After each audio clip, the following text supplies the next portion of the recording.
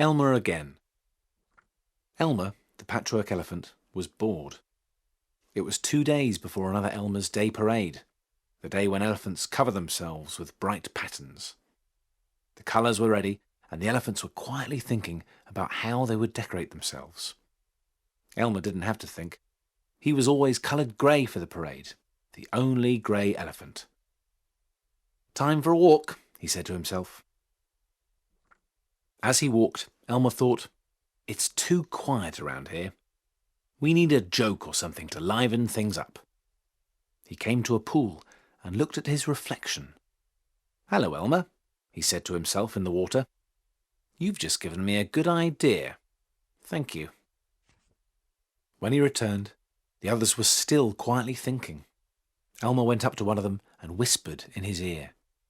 The other elephant smiled and winked, but said nothing. Elmer settled down for a rest. He had a long night in front of him. When night fell, Elmer waited until the others were asleep. Then, taking care not to wake them, he set to work. Before sunrise, he had finished, and he tiptoed off to another part of the forest to sleep for what was left of the night. In the morning, the first elephant to wake looked at his neighbour and said, "Good morning, Elmer." One after another, the elephants woke, and as they did, from every direction came, "Good morning, Elmer. Good morning, Elmer. Good morning, Elmer. Good morning, Elmer.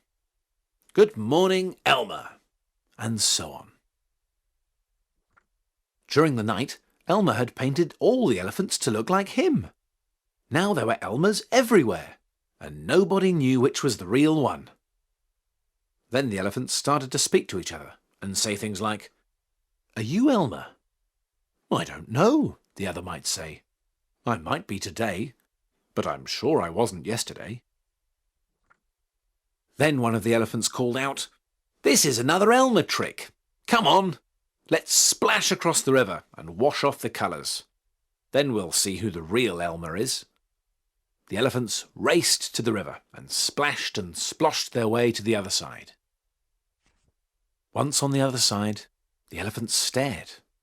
They were all grey. "Where's Elmer?" they asked. "Here, of course," said a grey elephant. "Don't you recognise me?" "But you're the same colour as us," gasped the others. "So I am," said Elmer. "Wonderful! I always wanted to be like you." "This is awful," said another elephant. "Elmer can't be like the rest of us. Things won't be the same without an Elmer." "Well, there's nothing I can do about it," said Elmer. "Unless—" "What?" said the others. "Well," said Elmer, "the colours that are washed off are still floating on the water. Perhaps if I run back through them, I may return to normal." "Try it!" shouted the others. "Try anything to get your colours back." "Yahoo!" called Elmer, and he raced across the river and vanished into the trees on the other side. Almost at once he reappeared, puffing and panting, but once again in his bright patchwork colours. "Hurrah!" cheered the elephants from across the river. "It worked! We've got our Elmer again."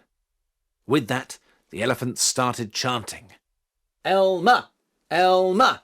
Elmer!" Beside Elmer, another elephant suddenly appeared from out of the trees. "Did you call?" he asked. The other elephants went silent and stared.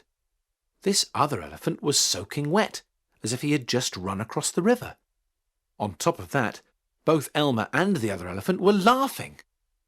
"You tricked us," said one elephant to the wet grey elephant. "You were working with Elmer and pretended to be him." "We should have known Elmer's colours wouldn't wash off. It's another Elmer trick." With that, the whole herd of elephants burst out laughing, and running back into the river, they started to splash the two Elmers and each other, and once again they chanted, "Elmer! Elmer! Elmer!" until the whole jungle shook with their noisy game.